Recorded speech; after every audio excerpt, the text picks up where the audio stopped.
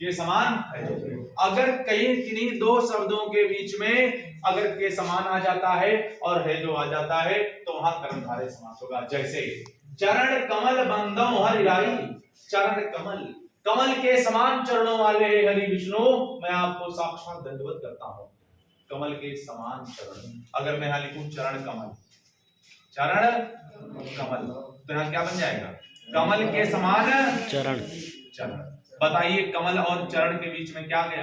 के समान आ गया ना? तो आ गया तो क्या बन जाएगा?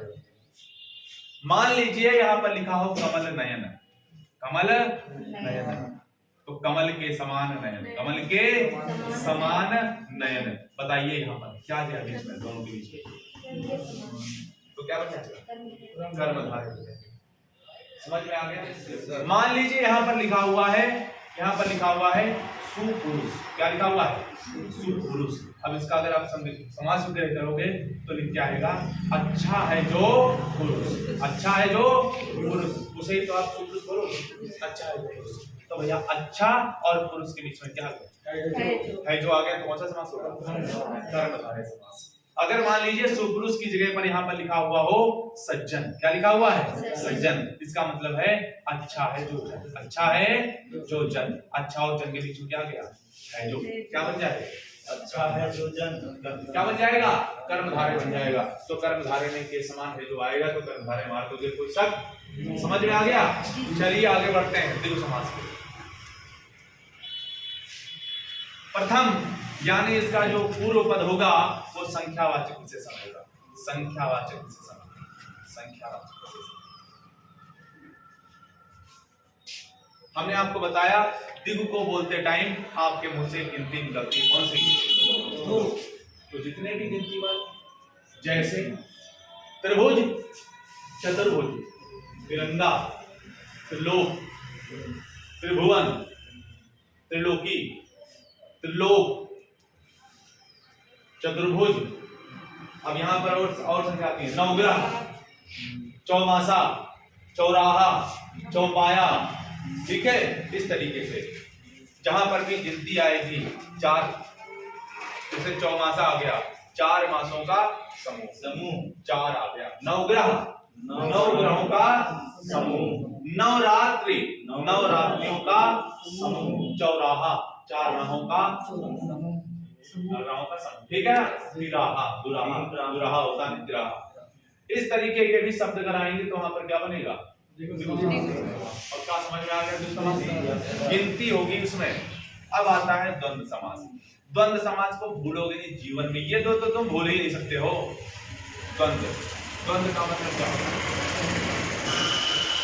द्वंद्व का मतलब होता है लफद्दर, हिंदी भाषा में मतलब क्या होता है? बोलो। लफद्दर, लफद्दर को हम बवंडर बोल सकते हैं, क्या बोल सकते हैं? बवंडर। भूचाल बोल सकते हैं। भूचाल किन किन के बीच में आता है? भाई और बहन के बीच में, माता और पिता के बीच में, चाचा और चाची के बीच में, पाप और पुण्य के बीच में, लाभ और हानि के बीच में, शुभ और लाभ के बीच में, गणेश और लक्ष्मी के बीच में, शंकर और पार्वती के बीच में आता है कि नहीं आता? यानी एक दूसरे का जो अपोजिट है, शायद नहीं है वे सही है बिल्कुल। शायद हो ही नहीं सकता बिल्कुल यार, पता है शायद। कभी बहन ने मारा तुमको? बहुत मारा है, कुत्ते की तरह मारा। बेटा देखो, माता पिता हो गए, भाई बहन हो गए, चाचा चाची हो गए, पाप पुण्य हो गए, दिन रात हो गए, लाभ हानि हो गए, यानी एक दूसरे के अपोजिट है। अपोजिट है ना? बन गया द्वंद्व समास बन गया। बीच में और आ जाए अथवा आ जाए या आ जाए समझ लीजिए, एवं आ जाए समझ लीजिए द्वंद्व समास हो गया। माता पिता, माता और भाई बहन, भाई और लाभ हानि, लाभ और पाप पुण्य, पाप और दिन रात, दिन और रात। बात बन गई, द्वंद्व समास हो गया। ठीक है। यानी जहां पर द्वंद्व हो जाए, जहां पर झगड़ा हो जाए, जहां पर एक दूसरे के विपरीत हो, वहां पर क्या होगा? वहां पर मम्मी को काबू में कोई कर सकता है क्या? नहीं। माँ को काबू में कोई नहीं कर सकता, कौन करेगा? पिता करेगा। भाई को काबू में कोई नहीं कर सकता, कौन करेगा? बहन करेगी, भाई का बहन से रिश्ता है, बड़ी बहन करे तो कान में कंबुच्ची रोड पे लगा देगी 500 लोगों के बीच में, और आपको सहना पड़ेगा। अगर कोई बहुत ज्यादा गिरे हुए आदमी हो तो हो सकता है बहन को पलट के जवाब दे दो, वरना बहन आके कंबुच्ची लगा देगी, क्योंकि बहन अपने भाई को बहुत प्यार करती है। सभी नहीं करती होंगी, अलग बात है, शोएब भी कितना करते, शोएब जाने। तो एक दूसरे का विपरीत होगा तो भैया क्या होगा। अब आया बहुरी समाज, सबसे बढ़िया, जहां पर दोनों पद प्रधान हो, यानी पूर्व पद उत्तर पद प्रधान ना हो, तीसरा पद प्रधान हो जाए। चंद्रशेखर, चंद्रमा है जिनके शिखर पर अर्थात भगवान शंकर। चतुर्भुज, 4 हैं भुजाएं जिनकी अर्थात कौन, विष्णु जी। त्रिनेत्र, 3 है नेत्र जिनके, शंकर जी हैं 3 नेत्र वाले हैं। यहाँ पर अर्थ तीसरा आएगा लंबोदर, लंबा है जिनका उदर अर्थात गणेश जी। गजानन, गज के समान मुख है जिनका, वो गजानन हो गए। दशानन, 10 है मुख जिसके, वो रावण हो गया अर्थात नीलकंठ, नीला है जिनका महादेव। ठीक है, तो ऐसे समास जो होंगे बहुव्रीहि समास होंगे, जहाँ पर अर्थ निकल जाए तीसरा। यस सर, समझ में आ गया। अब यह नहीं लिखा हुआ है त्रिलोक तो बहुव्रीहि ठोक के चले आओ, नहीं, त्रिलोक में तो 3 लोगों का समूह आएगा ना, और जैसे 3 आएगा कौन सा समास होगा, देखो क्या होगा, जिसमें 2 लाइन करे, जिसमें गिनती। अब 2 ढूंढोगे तो 2 ही में मार के आओगे, इसलिए जिसमें भी गिनती आ जाए वो द्विग समास होगा।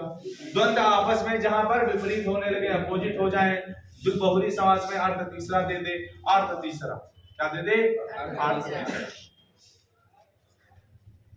जैसे चंद्र शेखर, जैसे चक्रपाणि, चक्रपाणि, चक्रपाणि कौन, चक्र, चक्र मतलब चक्र सुदर्शन वाला, और पाणि मतलब हाथ में जिनके चक्र है वो कौन, विष्णु। हाथ में जिनके चक्र है वो घूमता है चाहे नहीं घूमता है, होंगे कौन, विष्णु जी होंगे। यार क्या आदमी है कि लंपट मूल कर निकलिए। चक्रपाणि हो गया, चंद्रशेखर हो गया, लंबोदर, लंबोदर, दशानन और गजानन, चतुरानन, चतुरानन, खडानन, खडानन कौन है, कार्तिकेय जी, शंकर जी के दूसरी औलाद, दूसरे बेटे कार्तिकेय जी, इनको खडानन बोलते हैं। खडानन बोलते हैं। अंधकार है वे 6 मुख है उनके, ठीक है।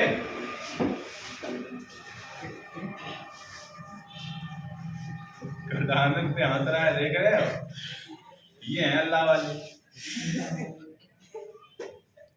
चंद्रशेखर हो गया, चक्रपाणि हो गया, लंबोदर, दशानन हो, कुर्सी मारे बिखा के भी, तो मुंह से क्या निकलेगा, अल्लाह अकबर, क्या निकलेगा।